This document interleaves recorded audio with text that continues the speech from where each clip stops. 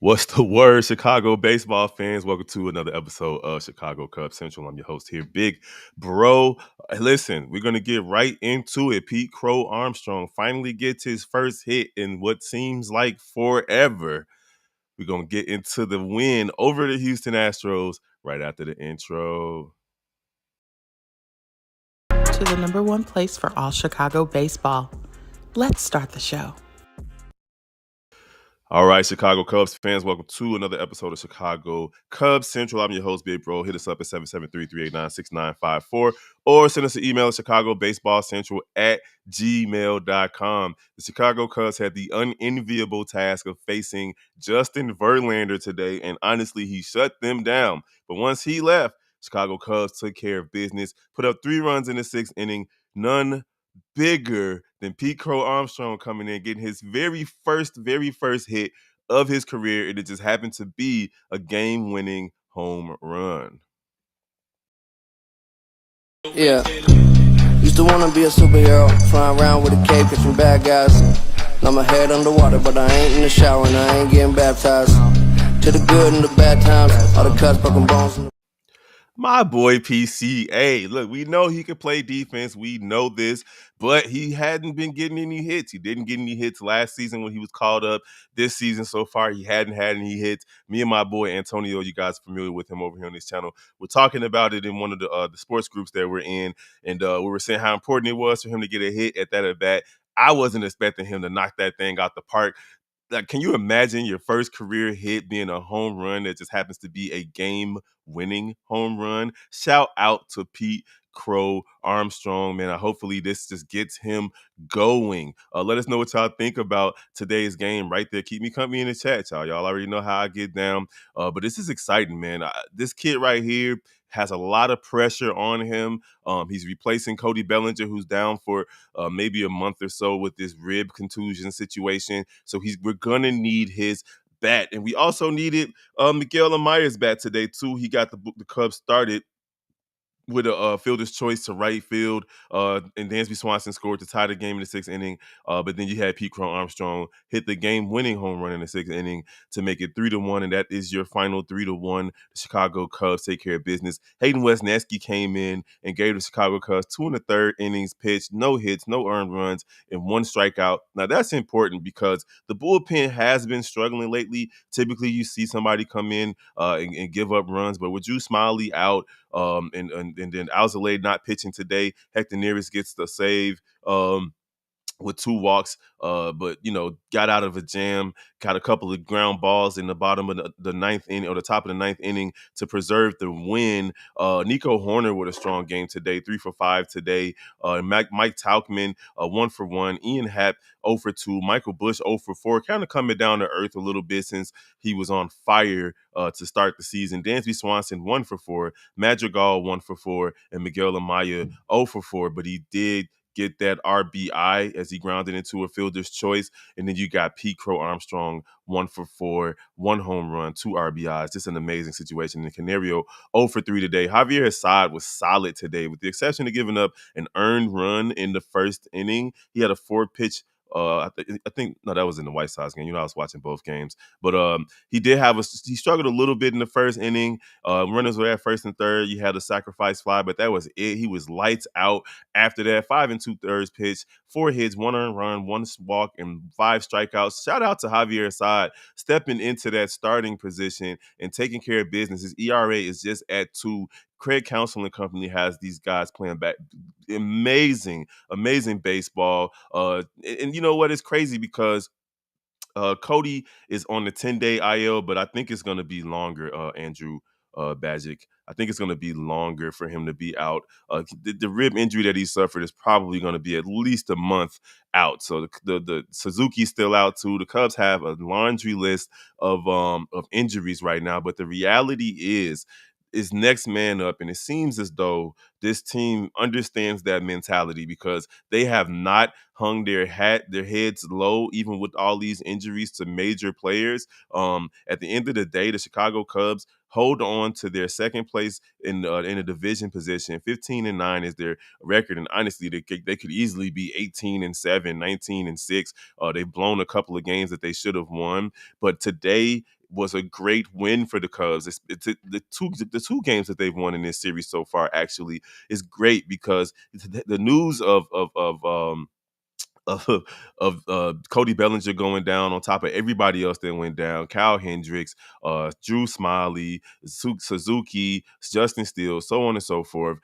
This team could easily just pack it in and forget that they're still professionals. And we're seeing it over on the South Side. You guys know that I'm a Chicago White Sox fan, and all the injuries they have led to them mentally checking out. It just seems like they haven't gotten to the point where they figure that they need to just go out there and play baseball, the game that they grew up playing and loving. On the north side, though, the Chicago Cubs, they don't care who is on the squad right now. They don't care who's hurt. They're out there taking care of business. Man, your boy PCA with his very first hit. We're going to show that highlight again before we get up out of here. But Chicago Cubs defeat the Houston Astros, sending them to 7-19. Those guys are struggling. They are struggling right now. But yeah, I love it, man. I'm loving what I'm seeing from the Cubs. They got completely shut out by Justin Verlander, and they decided that, hey, we're going to take advantage of the next person coming in. Now, Hayden Wesneski was called up with the injuries to Hendricks and Smiley. And so far in his 2 appearances in the season, he has 6 1/3 innings pitched, 1 hit, 0 runs given up, 3 strikeouts and no walks, faced 20 batters and retired 19 of them. Hayden Wesneski, who came into last season with a lot of expectations to be that 4th or 5th starter, kind of fizzled out a little bit, but now coming out of the bullpen, this guy seems focused. He seems like he's ready to go. Get 2 or 3, 1 or 2 innings pitched in any game that he plays in. It seems like that's good for him. So shout out to Wesneski for coming in and holding it down after Assad had to get up out of there. Are any of the injured Cubs coming back soon? As of right now, no. Most of them are fresh injuries. I know the Justin Steele injury was worse than it looked like. Cody Bellinger seems like it's going to be worse than worse than the 10-day. Suzuki, I haven't heard anything about him yet either. If anybody out there has heard anything, any updates on Cubs injuries while I type it into my search bar, just let me know. Because these guys, they're struggling. I mean, they're not struggling. They're playing well without their leaders, but you already know that can only last for so long. The Cubs need their players back on the field. Let's see the injury list. Yeah, I don't think anybody's coming back soon. Hendricks will throw a bullpen session this weekend in Boston. Cody Bellinger still on the 10-day. Drew Smiley's on the 15-day, retroactive to the 22nd. Justin Steele went through pitchers fielding practice Tuesday, so that's promising. Suzuki was introduced to light baseball activity on Sunday, so that's promising. And then you still got Merriweather out, Bodie out, Cole Franklin out. So those guys are still out. So yeah, looks like you might see Kyle Hendricks back sooner than everybody else, and says Suzuki could be back with that oblique injury. And hopefully we get Justin Steele. He's still on the 15-day IL list. So there's your update on the injuries. Yes, man.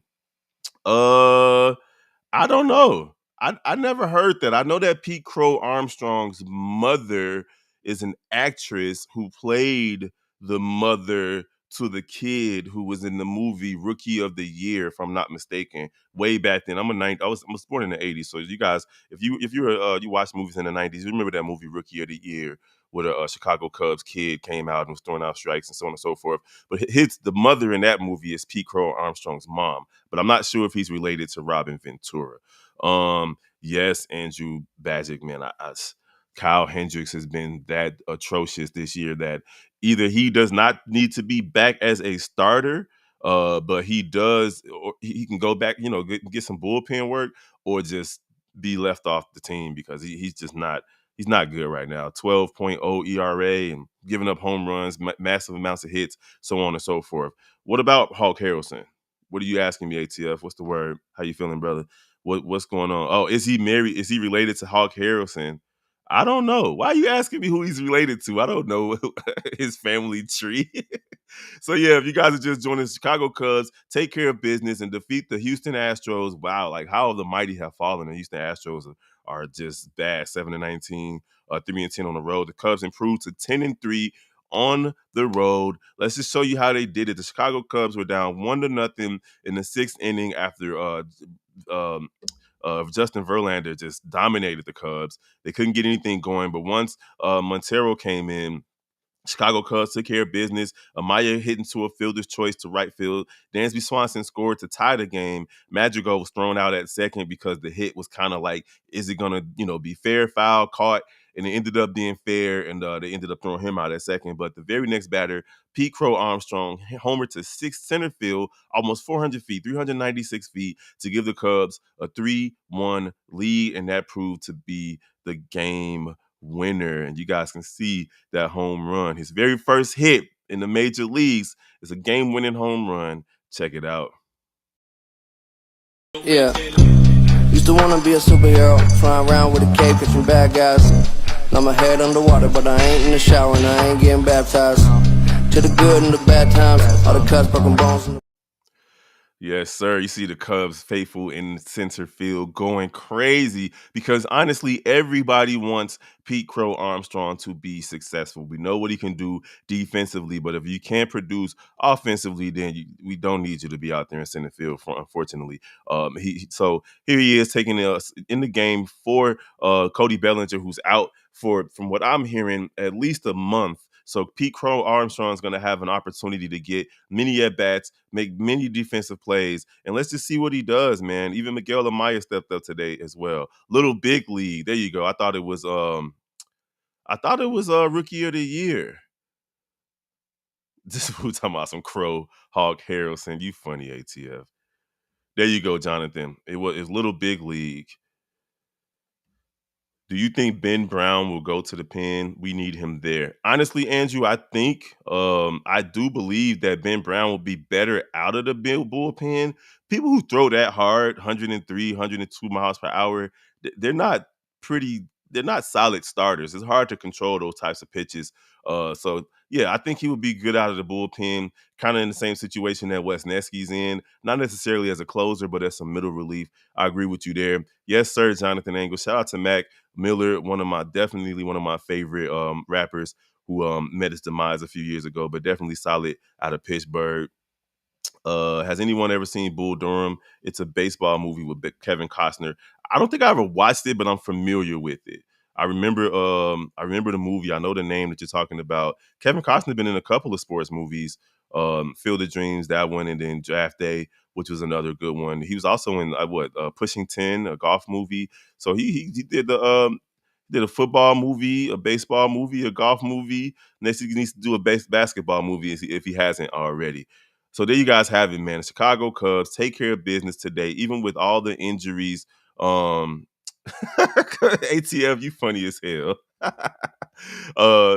So tomorrow the Cubs go to Boston, and Boston's been playing pretty good baseball, so it's not going to be a sweep. As you know, I think the Cubs just swept the Houston Astros. They needed these wins after taking 2 out of 4 versus the Marlins. They really could have swept the Marlins as well. They should have swept them, but they blew 2 of those games. Really, one of them for sure. But Boston Red Sox tomorrow in Boston, and that's going to be the start of a stretch of games where we're going to see how serious the Cubs are about weathering this storm of injuries. They go to Boston for a 3-game set, and then they go to the Yankees for a 4-game set. So that 7-game stretch is going to be tough. And then they come back home for 6 games, 3 versus Milwaukee, 3 versus San Diego, who the Cubs owe a little bit. And the surprising Pittsburgh Pirates, they're going on the road to face them after they play San Diego, and then they got to play Atlanta again, and then Pittsburgh again, and then Atlanta again,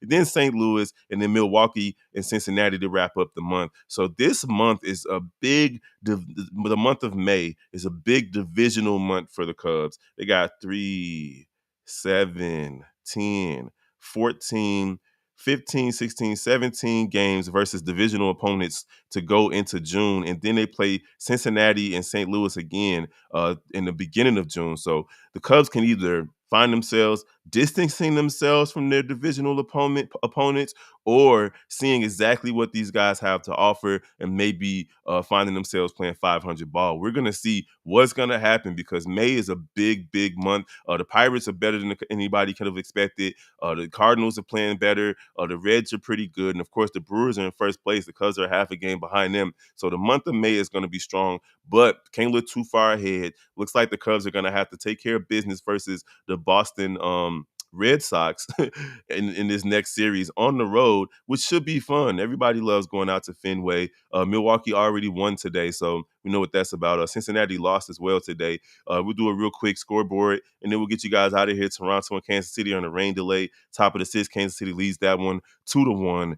San Diego and Colorado are going at it. San Diego leads 8-4. The Dodgers lead the Washington Nationals 1-0. Milwaukee already won 7-5 over Pittsburgh, and then you have Boston losing today to Cleveland 6-4. The Chicago White Sox lose 6-3. What's new? They're now like 3-22 or something like that. Philly takes care of business over Cincinnati 5-0. And of course, the Cubs won. Seattle also defeated Texas today. And then later tonight, you got the Oakland A's, who are playing better than the White Sox. Believe it or not, that's just terrible. Everybody playing better than the White Sox. 9-16 of the Oakland A's, and they're taking on the Yankees, who are 17-8. Strong start to the season for the Yankees, who the Cubs see at the end of next week or the beginning of next week. So there you guys have it. Chicago Cubs take care of business, defeat the Houston Astros 3-1, 5-2 on the homestand. Should have been at least 6-1. One of those games they were supposed to beat the Marlins. And ATF, let me get your last comment. Did you know that George Brett once crapped? ATF, you funny as hell, man. All right, you guys, we appreciate all the love and support. Do not forget to check us out tonight over on Chicago Bears Central. Of course, it's draft day for the Chicago Bears. They have the number 1 and number 9 pick today so far. And me, Hayes, Bobby, Steve-O, and C-Dub will all be in the building with a special guest as well in the building, live to call the Chicago Bears draft. So join us on Chicago Bears Central if you haven't already.